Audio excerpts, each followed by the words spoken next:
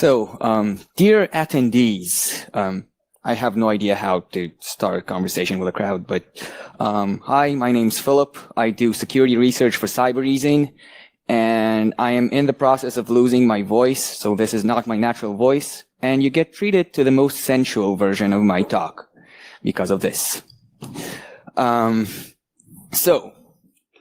This talk is going to be about device guard and a couple of ways to bypass it. A couple of them are going to use VBA, a couple of them are not going to use VBA, and actually most of them are not going to be treated as actual vulnerabilities by Microsoft. But, well, you know, I don't think any real-world attacker will look at this and say, oh, this won't get a CVE, I'm just not going to use it, this is beneath me. They're just going to use whatever is at hand, and I'm going to show whatever is at hand. And, well, if you're one of those really weird CVE fetishists that I have just invented, you will have just this one, I guess, closer to the end. So, to begin with device guard bypasses, let's begin with, well, what the hell's device guard? So, device guard is an application whitelisting feature that was introduced in Windows 10. It's the successor to an older feature called App Locker.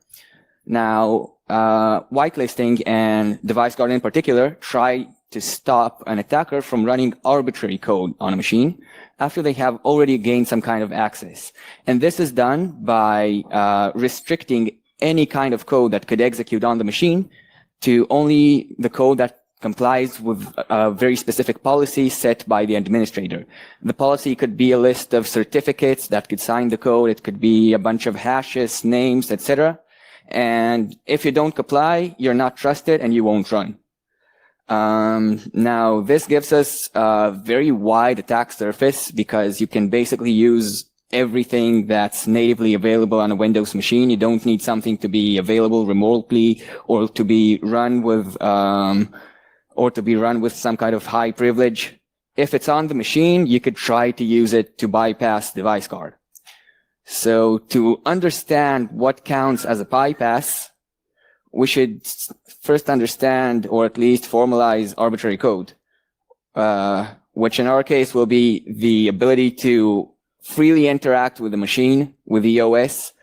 And if we can't do anything, if we can't do a thing, it would be because of a privilege constraint. We can ask the OS to give us something and it won't give us, but we need to have the ability to ask. And the most direct way to achieve this, at least on Windows, is just having a process that you control fully, which can be done by being able to allocate and jump to code in the process, or just to call a couple of arbitrary WinAPI or syscalls or whatever. And of course, you could very quickly jump between these two different definitions because you could very easily call a couple of syscalls to allocate code, and you could just allocate a couple of syscalls. Now, this definition was useless if you're not using application whitelisting because an attacker gains access, they gain arbitrary command execution, which is the actual threat model of whitelisting. And arbitrary commands pretty much equal arbitrary code. Why? Because you want to run a piece of malware, you run malware.exe, and that's it. You've gained arbitrary execution. But this equation actually breaks the moment you implement application whitelisting, because suddenly you have to rely only on what's allowed on the machine. Meaning that even if you have some really cool exploit that pops calcs and notepads left and right on your machine, you're going to reach your target machine and think, well, I really want to steal some credentials. I want to run Mimikatz or something like that. But no, you still have notepad or calc, which is much, much less useful for you. And lots of stuff like CNC, credential stealing, and even if you have like this very cool privilege escalation vulnerability that you still need to run actual code for, you still won't be able to use all of that stuff.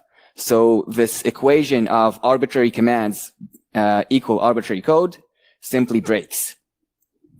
So to be able to bypass this equation, we need to be able to do one of the two things that were in the last slide. Now, even if you've somehow succeeded to take full control of a single process, you could actually lose this capability Because let's say, for example, that you want to implement persistence. Almost all persistent techniques on Windows allow you to run a command. So you're, again, downgraded to calculator. Same thing happens with many sandbox escapes and privilege escalation vulnerabilities. Same thing happens with lateral movement. So even if you somehow have landed in your own process, it's very easy to lose this capability. And you need to have some kind of reliable bypass to be able to run arbitrary code in all of those contexts. So this was a bit about application whitelisting in general. Let's see how it's implemented in DeviceGuard. So the most direct way DeviceGuard is implemented is in respect to PE files. Now, PE files, if they're not in the policy, if they're not compliant with the policy, they simply will not run, and that's it. But it gets a bit more subtle the moment you reach other types of execution on Windows. PowerShell, which normally will allow you to basically access all of .NET's capabilities, which will really easily lead you to arbitrary code, actually still runs scripts if they are untrusted, if they do not comply with the policy. But they're run in what's called a constrained language mode, which basically strips apart all of the fun parts of PowerShell, so you can't really do anything interesting with it. Well, you can do a bit of stuff like use WMI, but it's still not a full-featured PowerShell instance, and you can't really implement stuff like credential stealing. A similar thing happens with ActiveScript engines, which are stuff like the J and VBScript DLLs.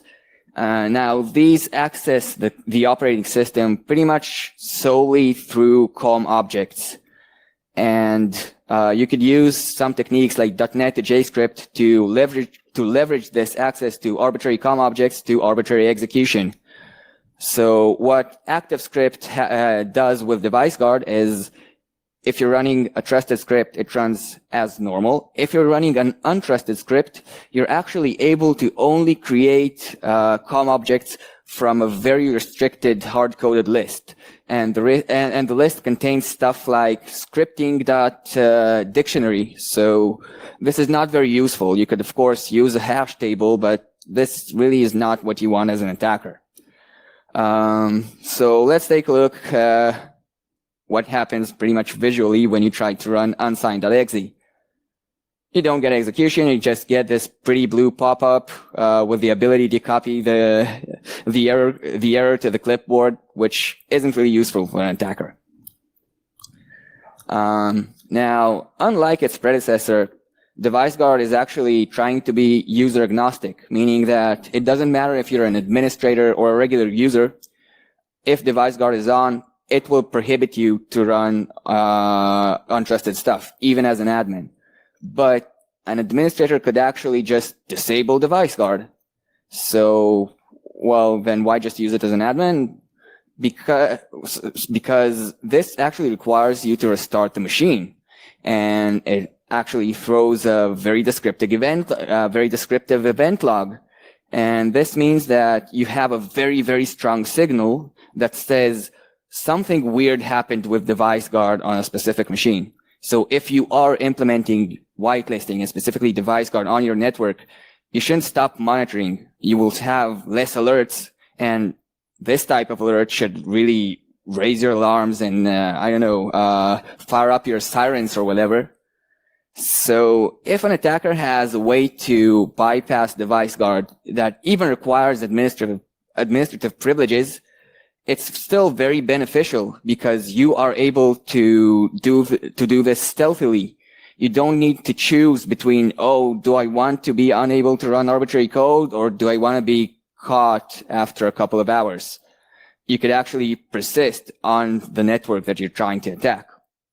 So if we have more of these, we suddenly again force the defending side to monitor a lot of different behaviors, and you're going to be lost in the noise.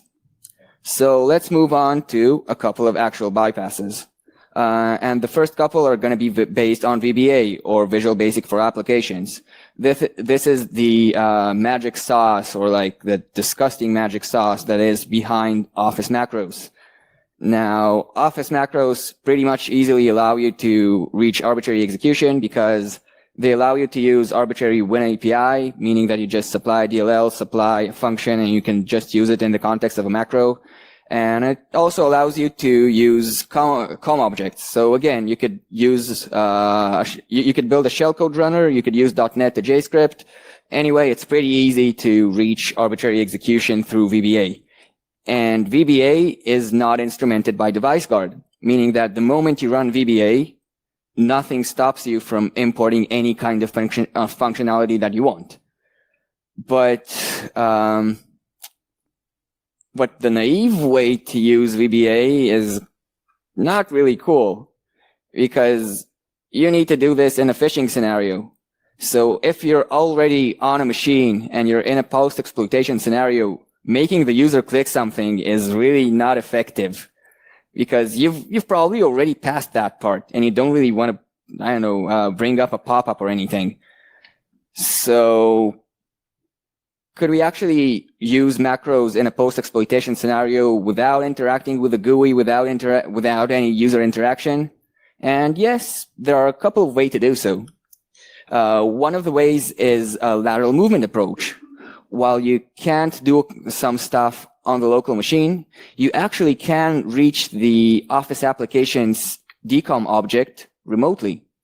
And the Office applications, pretty much each and every one's, like Words, Excels, etc., they actually expose a DCOM method that allows you to run macros, meaning that if you're using the lateral movement approach, you could just make the Office application run whatever macro you want.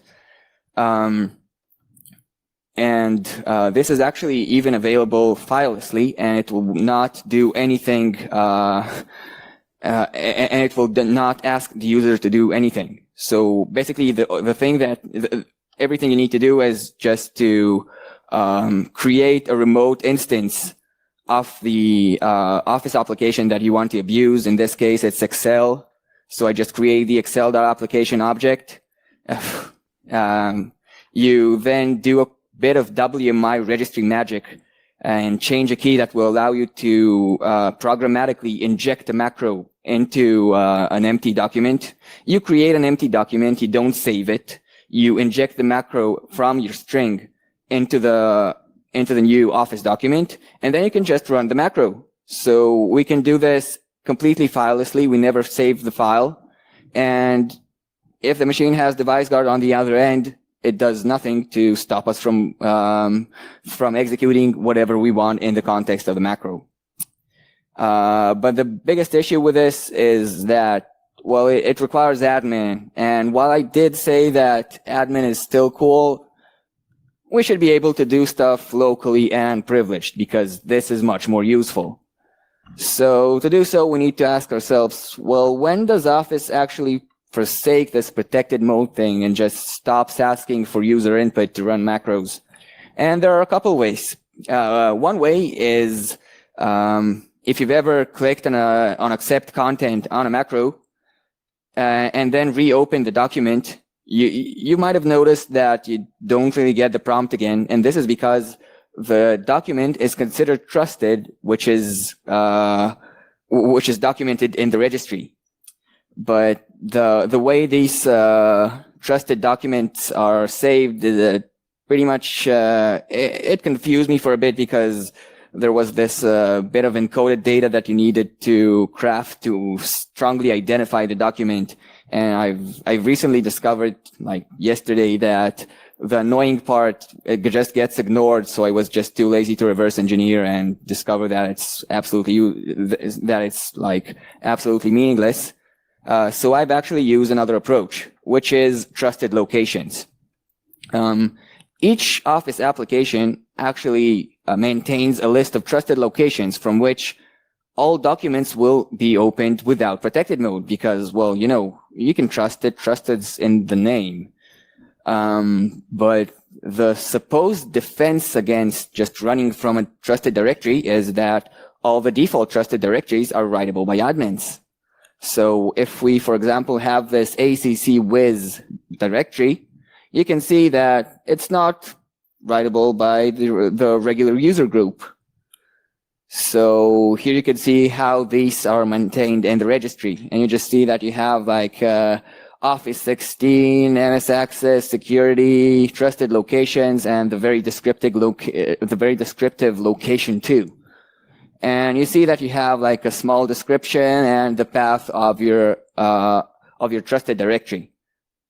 But you might notice that even if the directory itself is protected against non-admin users, you have a bit of a problem here, which is, well, everybody could just create their own trusted directory. So we're in a post-exploitation scenario, meaning that we could basically run any command. And this resides in HK current user, meaning that the current user can write and maintain new trusted directories. So all we need to do is to again do some WMI magic, this time done locally because PowerShell actually permits WMI operations even in constrained language mode, so we don't need some kind of signed script to do whatever I'm doing here. So I'm just adding ctemp to the list of trusted directories that are used by Microsoft Access. And then I don't need to worry about protected mode anymore because, well, it's trusted, it just runs. All I need to do is maybe add this small / embedding parameter that prohibits access or any Office application from creating a GUI, so we don't get this weird pop-up because this really isn't stealthy. And of course, my macro runs Notepad because I just had a little rant about attackers only using Notepad. All right, so now we have a couple of ways to use VBA to basically break device guard, but application whitelisting is hard, and if you've taken the effort of like modernizing your network and really prohibiting lots of weird stuff, maybe just stop using macros altogether. Maybe even block VBE7, the Office macro engine, explicitly just block it in your policy, so the library will never run and nobody will ever be able to run an Office macro, or at least a VBA macro. So let's find a couple of non-VBA based bypasses. And well, we've stopped using macros, so let's start using macros. Excel actually has another older macro system, which is called Excel4 or XLM macros. Now, this was introduced in '92, which is coincidentally my birth year, so it's as old as I am. And it's actually implemented in Excel.exe itself. Now, this thing actually allows you to use arbitrary Windows API by two internal functions. One is call, that simply gets the name of a DLL, the name of a function, and like a weird parameter string, and then the actual parameters to the function, and register, which allows you to actually use data that is in Excel cells to call an arbitrary Windows API function. But this whole thing is actually implemented inside of like an Excel sheet, which is really, really hard to look at or write. Now, I at first was unable to use it to bypass device guard because of a couple of constraints that I had with actually using the call and register functions. So I was able to like run a new process, and I was able to run a COM scriptlet that runs like VBScript or JScript. But as we've said, run a new process instrumented by device guard won't run. Run a scriptlet. We already have this COM filtering. We have nothing. So a couple of guys named Stan and Peter from Outflank did a really, really cool DerbyCon talk this year. And they actually showed that you can run x86 shellcode using Excel4 macros. Now, you can't really use 60-bit shellcode, 64-bit shellcode, because basically,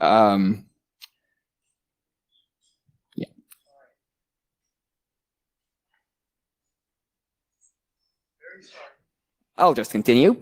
All right, so you can actually use 64-bit shellcode because you have like a couple of data types that you can give to the Excel4 macro. to say, well, this argument is of this type, and there is no 64-bit type, so you just can't cram your pointers in there, and this is a bit problematic for shellcode. But most of Office is still somehow 32-bit, even on 64-bit systems. So this will be okay for most environments. And it looks like this. So you basically use the register function to register like the usual suspects of shellcode running. So you have stuff like virtual alloc, write process memory, and create thread. And you actually save your raw shellcode as a sequence of bytes inside an Excel cell. So it's this weird value thing on the first row, because Excel does not know how to display long byte arrays in a single cell. It knows how to store them and knows how to put them into the macro, but it still won't display it. But again, we have this annoying enable content thing, and we're running in protected mode. But we already know how to circumvent protected mode. So we could use lateral movement, create the Excel application COM object, just copy over our malicious macro, and just execute run auto macros, which will execute our shellcode, and again pop a calc or notepad or whatever, because that's the only thing that we need as attackers. And the trusted directory trick works exactly the same. It doesn't matter if you have a VBA macro or an XLM macro in your file. If you add a trusted location and run your document from the trusted location, no protected mode, your whatever macro will just run. So the benefit that you have over VBA macros is that Excel4 macros are actually implemented in excel.exe. Meaning that you have a choice. Either you throw away Excel and actually block it in the policy, or you leave a huge hole in your device guarded machine, because, well, you can't just block off only the one part of Excel that does this, because it's in the main executable. So if you have Excel, you have pretty much a device guard for every day. Yeah, so we're done with macros for today. Sort of. So let's look at a different category of bypasses, which abuses ActiveScript.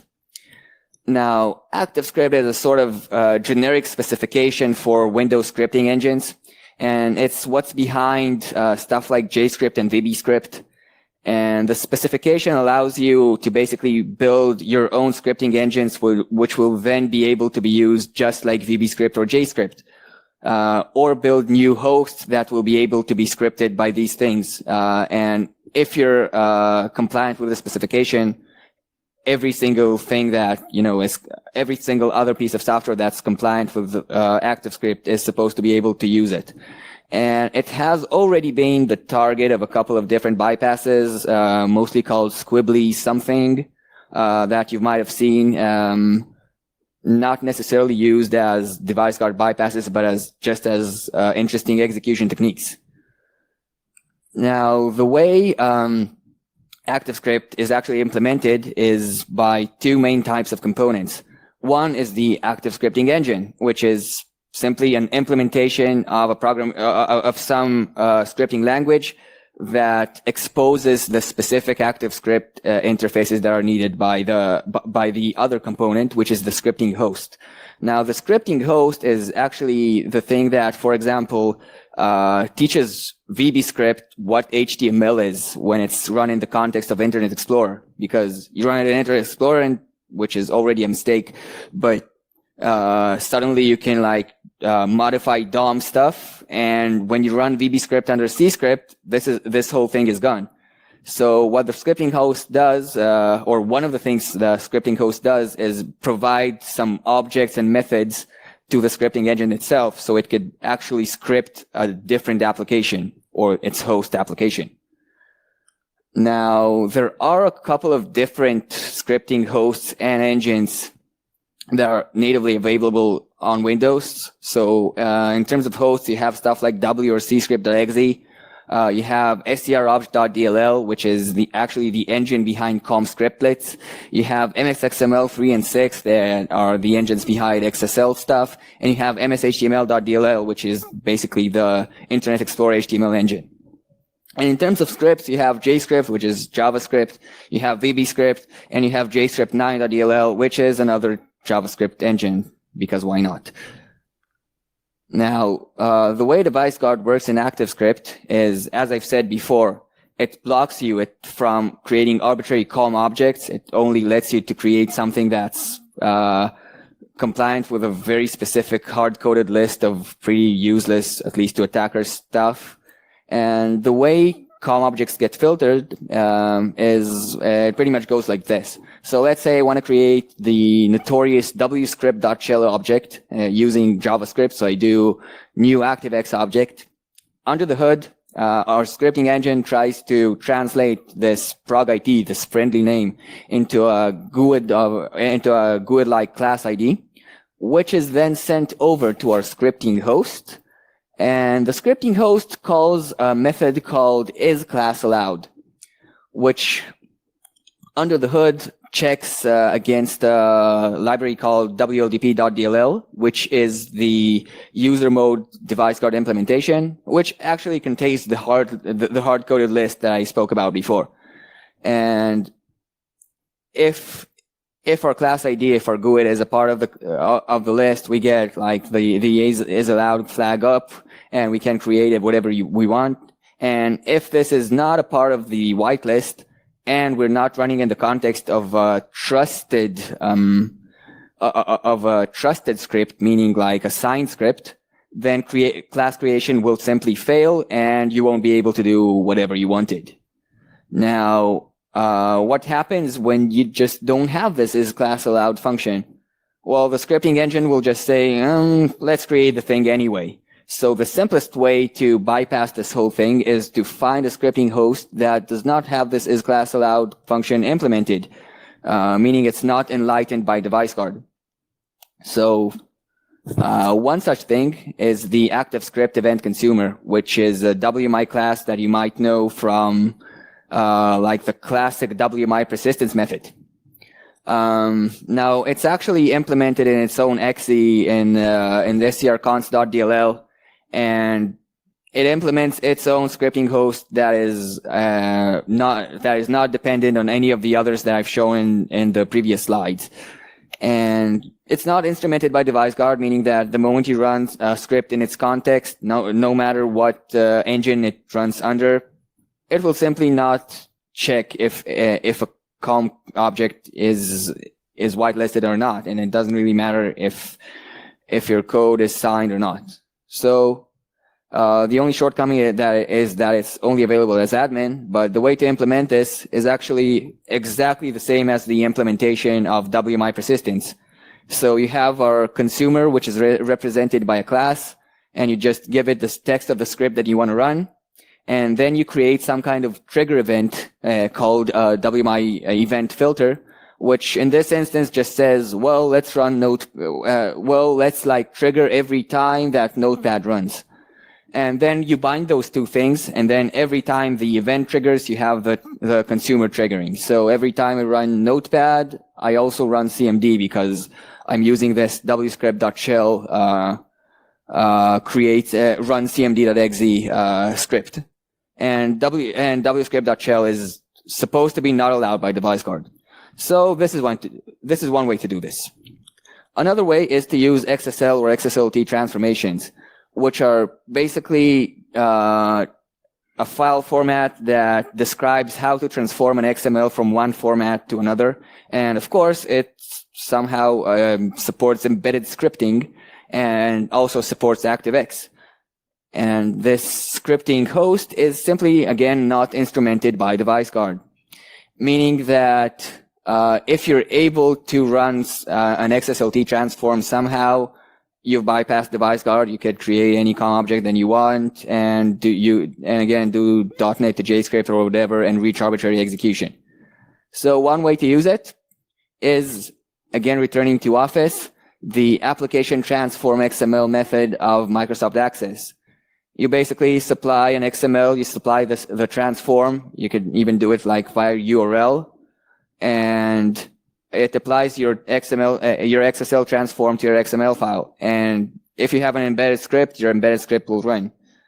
So this is actually only available by lateral movement, but all you need to do is like supply the URL of the XSL sheet. You could actually, because an XSL sheet is also an XML, you could just also supply it as the source XML itself, because we don't really care about the XML transformation stuff. We just want to run code. And XML-wise, this thing will fail, so we don't really need to give it a real path to write our file or result or whatever. So we just transform the file with itself. It supposedly fails, but our code gets run, which is fine by me because I never wanted to transform the XML anyway. Another way to abuse XSLTs and lateral movement is to use Outlook's createObject method, which is basically a modification of a technique by Matt Nelson of SpectreOps. And he at first used a different COM object, which was instrumented by DeviceGuard and only available with 32-bit stuff. But you actually could use the XSL template or XSL transform objects to again reach the same arbitrary code execution. So again, you just need to create two different objects this time. One's an XML document object, the other is the XSL transform object, and then apply the transform to the document. And again, embedded script runs, you can reach arbitrary execution. And that's about it. So when I first told you about like this slide and explained it, I actually lied a bit by omission. And the omission was, well, how exactly does the scripting engine ask the host, hey, is this allowed? Because the engine itself creates our object. So it basically somehow relinquishes execution and then returns to itself. Now, the answer to this is that there is no one single implementation, which is actually the root cause of a vulnerability. Now, you could look at the disassembly, but it's actually pretty much simpler to just look at two call stacks and see what the vulnerability is about. So let's look at two call stacks. The upper call stack is showing jscript9.dll running as a scripting engine under mshtml.dll as a host. And we see that, well, there's this weird create object from prog_id function and whatever, and it relinquishes control to mshtml for this host query custom policy function, which is actually not a DeviceGuard function. It's an internal function that basically does other security checks on COM objects. And then mshtml subsequently calls isClassAllowed on itself. This comes in contrast to the bottom call stack. Here we have jscript.dll, and it just directly calls isClassAllowed under its scripting host, under cscript. Now, this means that we have two different approaches. The first approach is used by mshtml that basically says, well, I am responsible for DeviceGuard. I will call this function when it's needed. And cscript does the opposite and says, well, here's my isClassAllowed function. Here's a pointer to my function. Here you go, scripting engine developers, just use this whenever I trust you. So both of these work, obviously, because if you'll try to run JScript9 under an mshtml or JScript under cscript, both of these will work. But this depends on everybody assuming the same thing, which does not happen with JScript9. So the developers of JScript9 actually only developed it to run with mshtml.dll. But as it is an active script engine, it could actually be run with any scripting host. Meaning that while the JScript9 people just thought, well, only the mshtml convention works, meaning that our host will be responsible for doing all of the device guard stuff. So they just never implemented checking it themselves. So if we're able to run JScript 9 under CScript, we have a scripting engine that says, well, the host will do the check, and we have a scripting host that says, the engine will do the check. So nobody does the check. And everything is created without any checks, so we could just create an arbitrary COM object. Now, it looks like this.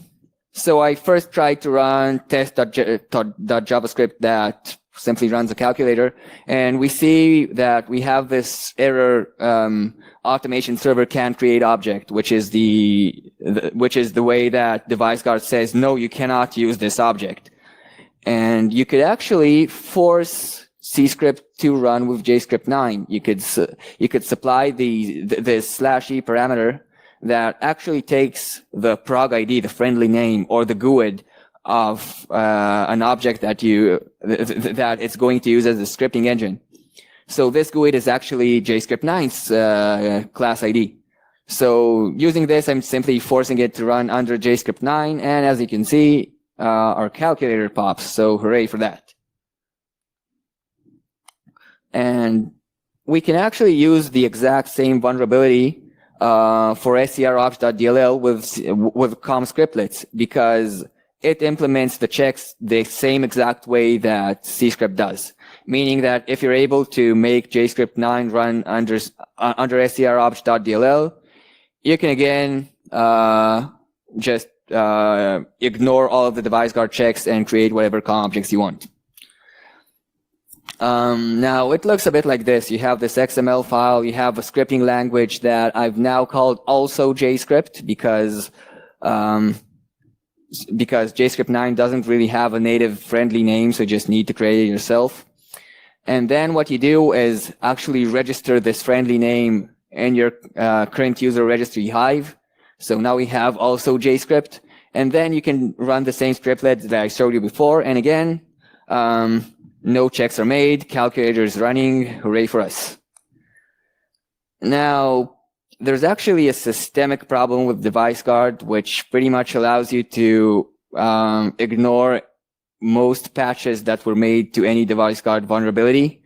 But as I am still in talk with Microsoft about mitigating this, I won't drop this as a 0-day today, so sorry for that.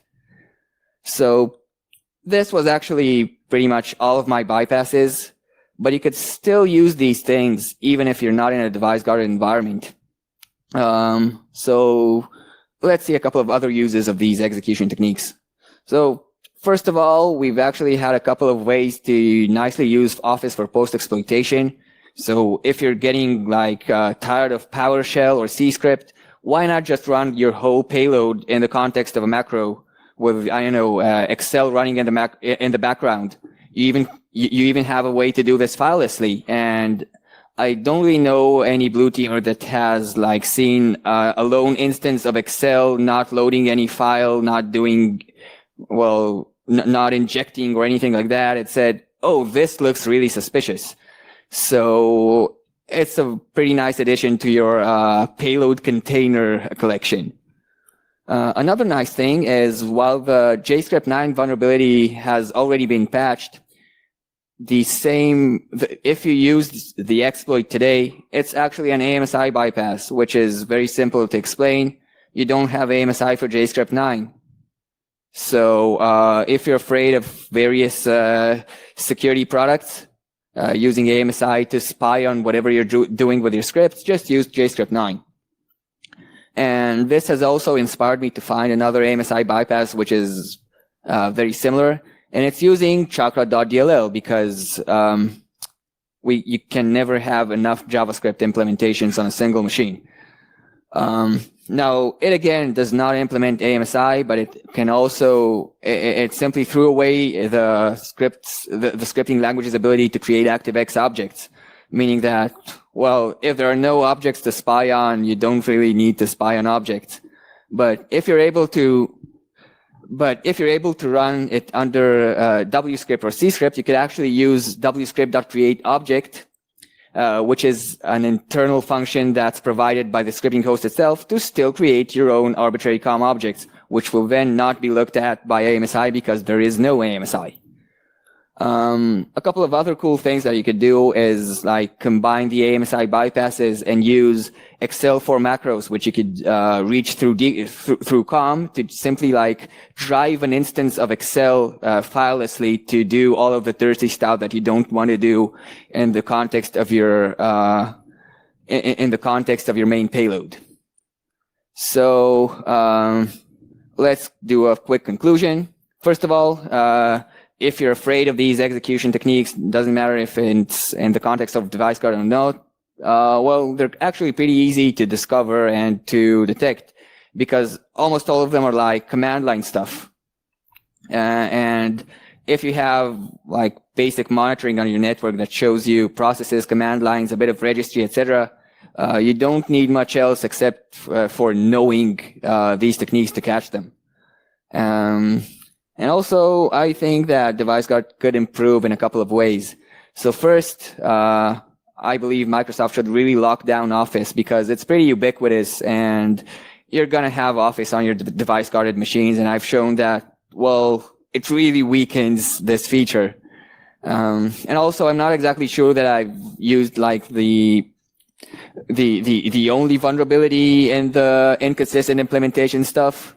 So a single consistent implementation would be better. And also, if you could somehow extend application whitelisting by device guard to other stuff like Python or Java, you won't be so afraid to just put it on your machine. Because if you have a Python interpreter, you could just use it to bypass device guard because it's not instrumented.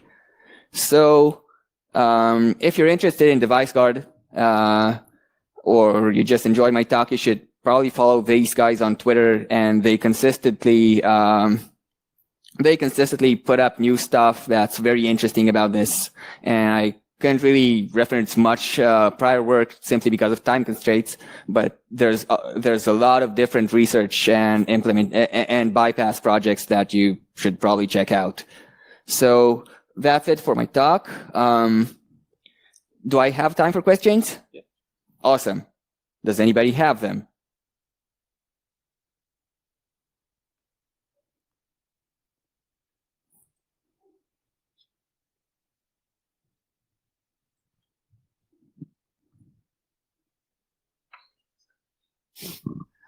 Thank you for the great talk. You touched quickly on MZ, and all your techniques should, according to Microsoft, be subject to some extent to MZ. You also showed us directly a few ways that it was not, we can evade it. For example, Office should be able to detect in its latest version VBA macros or scan VBA macros through MZ. So do you know if Microsoft plans to disable the legacy modes of macros, which would not be subject to MZ, I guess? Well, I really hope that, yeah, they're just going to deprecate it because I have never met a person who used Excel for macros for good. But also, if you're really counting on AMSI to save you with macros, you should know that there are a couple of bypasses you could use to just not be seen by AMSI. I actually saw a pretty good talk yesterday about that. So if you ever see so you should be very interested in a talk called, I think, MS File Format Sorcery by Peter and Stan from Outflank. Thank you. Maybe a second question. If do you suggested to block VBA, or the DLL of VBA? I guess that's not really feasible in many companies. Do you see a lot of companies trying to, or security products trying to go the AMSI route and try to detect your macros this way, or have you never been subject to any issue or blocking on this route? Well, there are two different approaches. So you either want to blacklist, so you try to statically or behaviorally detect something, or you want to whitelist and just say, if it's not this one thing, it simply won't run. And these are not really so compatible. So, you know, if you're already like hardcore whitelisting stuff, macros are a serious problem because it just means that, oh, you still need to monitor every single behavior. And I haven't really seen people using this stuff under device guard. But I think lots of security products today try to actually look at macros behaviorally, either via AMSI or other means. Any other questions?